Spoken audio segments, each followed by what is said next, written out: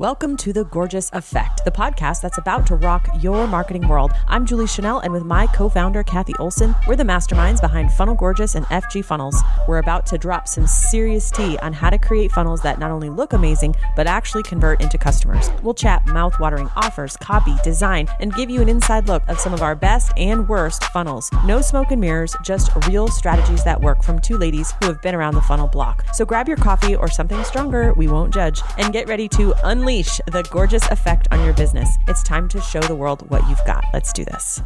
Hey everyone, it's Julie and Cathy. We're back with another episode of The Gorgeous Effect. And today we're talking about how to stand out as the world gets noisier and noisier. And January 2025 has been like noisy as heck, man. So much stuff has been happening. Like it's like every day is like 16 like world-stopping headlines. Yeah, I went to an event for like 2 days and then I missed everything and I needed I'm like, wait, what did I miss? Someone tell me like you missed like 3 lifetimes of headlines. I know. It was like in internet years, I missed like 2 months. And I'm like, let's say someone was under a Disney rock for 2 days. Can someone catch me up, please? I was trying to go through the Voxer thread. China took over the United States with AI and major immigration deportations in the United States and wildfires and egg prices are $15. Like, it's no wonder it's hard to get attention when those kinds of headlines are just pummeling us day in and day out. So that's what we're talking about today. Like, how do you as a business owner not fall into the vacuum of unknown because you're just having a hard obscurity. time? That's like the word you always talk about. And I always remember that because it's like such a powerful word, but, and it's very negative, but what you need to understand is if you're doing nothing, you are falling into obscurity. Like it's not something you actively do. It's something that you don't do that puts you in the place of obscurity. Yep, exactly. So, all right. So we're talking about standing out. And so one of the things that we recommend you do that we have done as a company is to figure out like, what is your moat? And your moat is like, in castle terms, it's the thing that keeps people from like invading your castle, right? And that's why there were moats and you couldn't, you unless the bridge was down, like you couldn't get into the castle because there was like a river around your castle. And so that term is used a lot in like SaaS companies. And they talk about what's your moat because there's a lot of things that people think are their competitive advantage and their unique value prop, but it's really not. Right. And they're like, oh, I got this amazing software company and this feature that only we can do. And you're like, sure. That's not really a moat. So in order to stand out, in order to not fall into obscurity, the first thing you need to do is figure out, well, what is your moat? What is your competitive advantage? And so we were doing this as a company and we were, identifying a couple things that are our competitive advantage. One of those things is our community and our personalization, like the way that we make people feel when they come into our community. And so you as a business owner, you have to figure out what your moat is. I would even say one step further of that your moat is something that they care about and not necessarily what you care about, because this is the number one problem when we ask people to kind of figure out what's their unique, what makes you different. They start rattling off, like features. And features are just nothing if they're not connected to a benefit to the person who's buying, right? So you can have all these bells and whistles that no one cares about, right? But and especially what makes you stand out, what makes you unique has to be irresistible, because otherwise you're standing out for nothing. You're like, cool, you got that cool. Oh, that's nice to have. Next, right. like exactly. They're not going to care about it unless they actually need it. Right.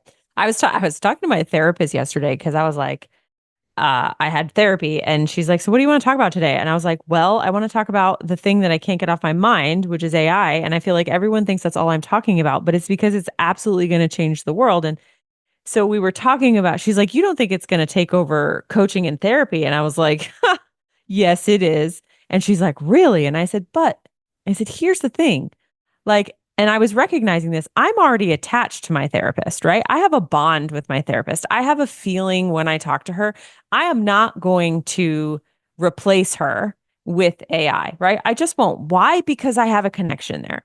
But someone who doesn't know her, who doesn't yet have a therapist, could easily be like, well, what's the difference between this therapist and this artificial intelligence, machine that can give me as good advice as not, right? So I said to her, I said, the thing that is your competitive advantage is the network that you have. And so that was my whole thing is like your moat. And this is what I'm telling everybody. I feel like I'm like a like one of those prophets in the wilderness. I'm like, you guys, you need an audience, you need a network, you need people, you need a community, you need these things because this is going to be your competitive advantage. And so I just keep saying it over and over and over again. And so for us, that looks like how can we make our community feel cared for and taken care of? And that's the question I think everybody should be asking themselves right now. Another thing that we do is we think about what are the things that people are missing? Like, what do they wish other people had, right? So, when we're talking about our software, funnel software, what are things that other people are not doing or are not doing well? Right? Mm-hmm. Who are those underdogs that are underserved or not served at all? And Yep. or people that are not doing good things. And I know we have a meeting every single Monday. And pretty much every single Monday, FG Funnels comes up and we talk about it. And there's so many times when there's like, oh, there's this new feature, there's this new tool, there's this new, but like that's not the way to compete. And I know that you're kind of always recentering us on like, that's cool. If we need it, let's add it. But that's not Mm. the thing because everybody else can have that thing, or just takes a few clicks or copying to come up with that thing. So, what would you suggest on like keeping up? How much do you keep up with the Joneses, I guess, right? And how much do you say that's not really going to be our thing, or how do you differentiate defining the thing that other people don't have? Right. Well, so Good I question. mean, that's a great question because there's a lot of noise and there's a lot of opportunities and ideas. And so I think this has happened to us multiple times where people are like, you got to add this feature, right? You got to get this like cool thing, or well, you should build this in natively into. And I've always like, nope, nope, nope, nope. And the reason is twofold. Number one, guarantee if we can think of a feature that's cool enough, like we will be the ones to innovate, build it, and then high level will come and just build it into the tool, right? And number two, is that feature really going to help move the needle for our business owners, right? That's really cool that that other company over there is helping them with whatever, but is that going to really move the needle? Is that really going to make the difference? And so I think if you can keep coming back to what is it that your customers care about? What are the things the problems that your customers are having? What is your unique advantage? You'll realize that 90% of your ideas don't really fit the criteria Yeah, and you have it's to strip it away. it's really like building upon your north star, your true north, and figuring out what your people really care about, and that is what you use as your key, I guess, right? When you're deciding to add features or deciding to launch a new funnel or going to teach something else, does it actually serve the prime directive? So like Yeah. if our prime directive is ethical marketing, right? Like number one, like our Mhm. core feature, our core focus. Gorgeous brand matters, visuals matter, gorgeous experiences matter, right? Like then we're looking at these features and maybe ease, right? Ease of use, I would say, and then and then customer support. I don't know, I'm just making those up, but that's basically like kind of what we're circling around, right? Really, Yep. taking care of really in taking care of people in a full holistic way as much as possible. So if those are the things we care about, then if like a feature pops up and we're like, okay, does that make things more gorgeous? Does that make things, like give them more time and freedom? Does that make them feel cared for? Like it's Yep. easy to say yes and no if you have those like core principles of, your differentiation. Yeah. So if you are feeling stressed about like how to stand out, part of it is finding your moat, finding your UVP. And this is not the time to be all things to all people. Really. Someone messaged me yesterday in Messenger and they're like, do you want to hear my idea for a new SaaS? I was like, sure. I was like, nope, that's not going to work. And they're like, why not? And I was like, well, and the biggest problem was the generalization. we're moving into a season, a world of hyper personalization, right? And so you cannot be in the marketplace with a general niche. You just can't. Like, and I'm personally, I'm struggling with this because I've been kind of a general marketer, and like, I don't know that like it's doing me any favors. And like, as I look at Funnel Gorgeous, we've always been about good design and high converting, sales funnels. And so we've always had a nice specific niche. But a lot of people who struggle, they're just not niche enough. They're just not niche Yeah. enough. Which is, and I totally get it. I totally get why this happens is because people don't want to leave money on the table, but they don't understand it's doing the exact opposite. So when you generalize, it is like exponentially harder to market. When you're talking to everyone, you're talking to no one. And like what that's the craziest thing is I don't know why it works that way, but it just Mhm. does. It's just like the law of, marketing is that the more niche you are, the more specific, even the problem that you're solving, the stage of life that they're in, the type of human they are, I don't know, whatever, like what they care about, like the deeper you can dive in, the easier it's going to be to cut through the noise and speak to that one person. And we talked about this too when we teach about people being afraid. Like, let's say you have two avatars, which is totally pretty common, right? Or like Yeah, maybe even three.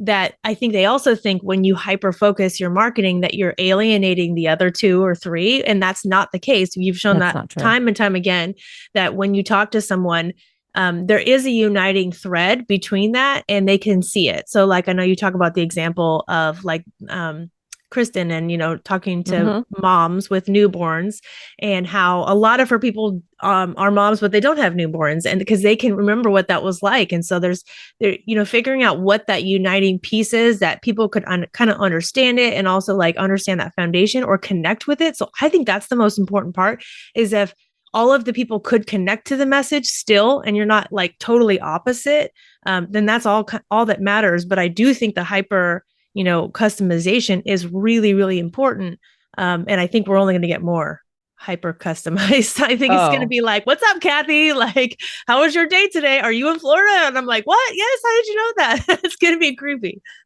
yeah. Yeah. I think I was talking about, I mean, we obviously we're a SaaS company, so we think a lot about SaaS, but I was like, everybody's going to have SaaS the way that everybody now has an iPhone in their pocket, in the way that, everybody has a website. Like those things became like personalized, and like SaaS is becoming that way, right? Because I was reading a Twitter post, X post, whatever. It was brilliant because he was saying like all this cloud-based computing was helpful because, people didn't know how to build their own software. They want to download something to a device and then they have tech troubles and they got to call like an IT person, right? So cloud-based computing solved that. But, cloud-based services aren't perfect.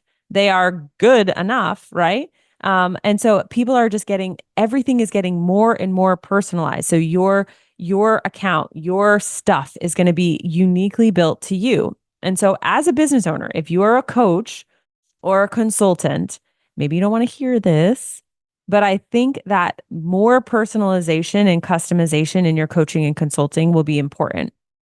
And, I hear a lot of people talking about how like AI is going to replace what they have to do, but AI can actually just buy back your time so that you can connect more. Like that's the whole idea. And if you're a course creator or that kind of business owner, you're going to need to think about how to make your courses as custom and outcome focused as possible to actually create a transformation. Absolutely. It's so important to really like dive into it. And I think using the tools, like you said, like this is kind of what we're focusing on for us is like, how can we use the tools to free up the mundane tasks that don't need customization so that us as humans can customize, so we can hold people's hands, so we can't like the bigger picture stuff, like so little stuff's getting taken care of. We only think of the big Yep. picture stuff and we really fully are human to human, and letting that just the stuff that nobody wants to do, just let Yep. the robots do that stuff. Yeah, exactly. So if you're thinking to yourself, how am I going to stand out? It is, your moat, figuring out your moat, which is usually related to your relationships and your network and, the thing that you are the best at. It also relates to a niche that's more specific, right? So this not trying to go general. It's hyper personalization. And I think the last thing, which, is something that has kind of been on trend for us this month, is building your audience and putting content out there. People don't know you exist unless you show up for them. And I know people hate social media sometimes, or they don't want to get on video, or they don't want to do, posts or whatever. But I don't know how else people are supposed to know that you exist if you don't do that. You have to assume people cannot hear you, like that they're not watching your videos because they probably can't and they aren't. So you have to be way louder than you think you have to be. So like whatever you think that people are, hearing, 10 times that. Like, right? Like if you think that people see a post that once a week, do 10 a week, and then they will see one of those, right? Like that's the mindset we need to have, and it's only going to get worse, right? As louder. But combined with the other superpowers of having like a hyper focused offer that's very specific to you, that you're really strong in, that is going to help cut through the noise. But yes, more content for sure that lets people brings them in. You have to assume everyone's a skeptic, so like you have to prove it. You have to give them samples, like proof in the pudding, like do more than you think you need to do in order for people to be able to connect to you. Yeah. All right. Well, guys, go ahead, dig deep into your niche, build your moat. And the nice thing is once you have that stuff clear, it actually makes it easier to produce content, because now you know exactly who you're serving and you're 100%. not like overthinking it. So, one resource I just want to share here before we sign off today is one of our courses. It's called Speed of Write, but it's a play on words. So it's WRITE, speedofwrite.com. If you struggle coming up with ideas, because I think a lot of people do, they struggle with like, what should I post? Speedofwrite.com is about becoming a thought leader. And it's a really important tool to have as you plant your flag and plant your moat. And so we recommend that you go grab that. It's $97. It's really not that expensive, and it will help you start thinking more like an expert and a thought leader, and should hopefully make it easier. Awesome. We'll see you guys next time. Thanks for joining us. Talk soon. Thank you so much for hanging out with us today. We're just getting started with this podcast, and we're so excited to have you on this journey with us. If you found value in today's episode, we'd be over the moon if you'd consider subscribing. It's like a virtual high five that keeps us going. And hey, if you're feeling extra gorgeous, leaving a review would mean the world to us. Your words not only make our day, but it also helps other amazing folks just like you find our show through your review. Lastly, if you know someone who could use a little sales pep talk, why not spread the love? Share this episode and let's grow this gorgeous community together.